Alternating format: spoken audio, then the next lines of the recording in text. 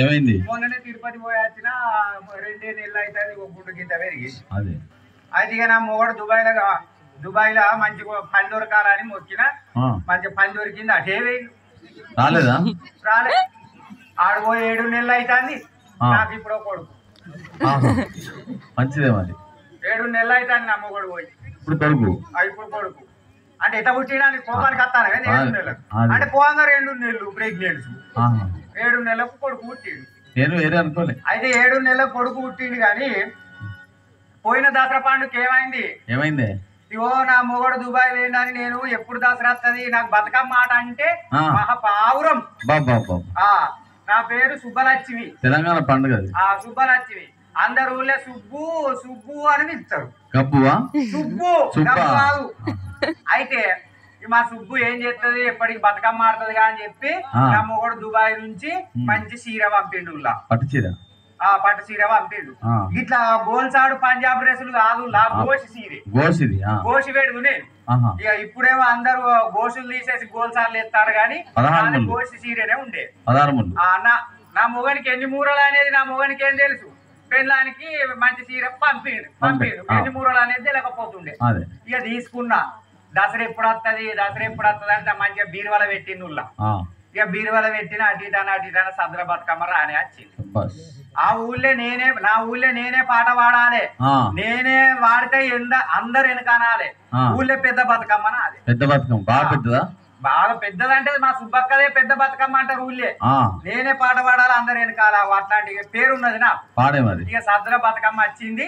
ఆ పువ్వు ఈ పువ్వు ఆ పువ్వు అంత తెచ్చిన పెద్ద బతుకమ్మ వేరిచ్చిండు. ఇక నాకంటే ముందు అందరూ పేరిచ్చిండు. ఓ రావే సుబ్బక్క రావే రావే రావే అనుకుంటా వాళ్ళు పోతారు నన్ను పిలుచుకుంటా.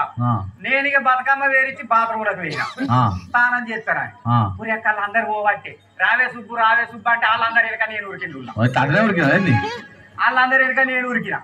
ఇక ఉరికేసరికి ఇక్కడ చిన్నగా వాగు తెగినట్టు లేదా అందరు సింగులు పట్టుకోబట్టి ఓ చేత బతుకమ్మ బట్టి ఇట్లా బట్టి అయ్యో అందరు సింగులు లేవట్టబట్టే నేను లేవట్టద్దా అన్ని లేకపోయేసరికి నా ఆనందం ఏం లేదు. చీరలు లేవక్కో నాయి రైకలు లేవక్కో చీరలు లేవక్కో నాయి రైకలు లేవక్కో చీరలన్నీ వాయే నా సిగ్గులన్నీ వాయే చీరలన్నీ వాయే నా సిగ్గులన్నీ వాయే. అయ్యో నేను చీర కట్టుకోకపోతే రైక తోడుకోకపోతే రావే సుబ్బక్క అంటే బాత్రూమ్ నుంచి వాడే ఉరుకుతా అని చెప్పి మీరే ఇంట్లోకి వచ్చిన బీరువాల చీర తీసిన కొత్త చీర నా మొగడు పంపిన చీర తీసిన. ఇక కట్టుకుంటానుల్లా కట్టుకుంటే సింగు కందుతే గోసి కందుతలేదు సింగు కందుతలేదు నా మొగడు పంపిన చీర. మరి ఏం చేస్తారు ఇవాళ రేపు ముందర చూస్తారు.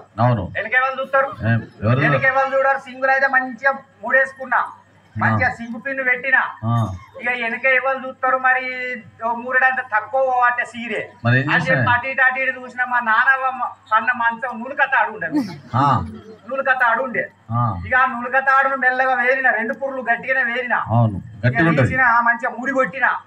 ఎడమ చేత మంచిగా గట్టిగా వెనక చెక్కిన ముడి పెట్టి వెనక ఎవరైతే లేరని చెప్పి నా పెద్ద బతుకమ్మని ఎత్తుకొని జరుగు వచ్చింది సుబ్బక్క వచ్చింది జరుగురు కాబట్టి నా పెద్ద బతుకమ్మని అడిగిలో పెట్టిన సెంటర్లో పెట్టినాక ఇక చూడు ఆట ఆడితే ఇవాళ రేపు ఏంటంటే బాక్సులు లేవు బతుకమ్మలు లేవు బాక్సులు పెట్టబట్టే ఏది బతుకమ్మ పాట పాడన్నా అది నువ్వు వచ్చిన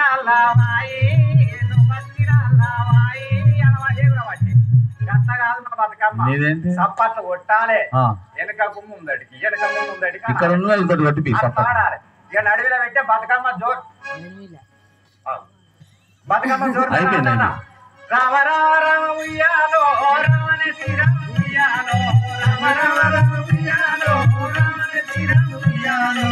బాగా మంది ఉన్నారుగా నేను మంచిగా వెనకకు ముందడికి ఆడతాను. ఇక నా వెనకలో సుబ్బు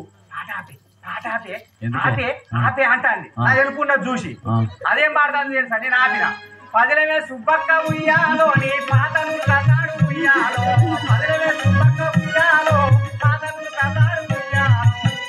అది వెనక పాట పాడబట్టే పదిలమే సుబ్బు పాతనులు కథాడా అని పాడబట్టే అన్ని నేను మెల్లగా ఎడమసేసి వెనక పెట్టుకొని చూసి మెల్లగా చిన్న ఒక పురికొచ్చి అంగుడు ఆయలేతుడు ఇక నాకు ఇది పురి పోతాందుల్లా తెగితే తెడ్డు వాయ ఉయ్యాలో నా ఇంటికి నేను ఒక ఉయ్యాలో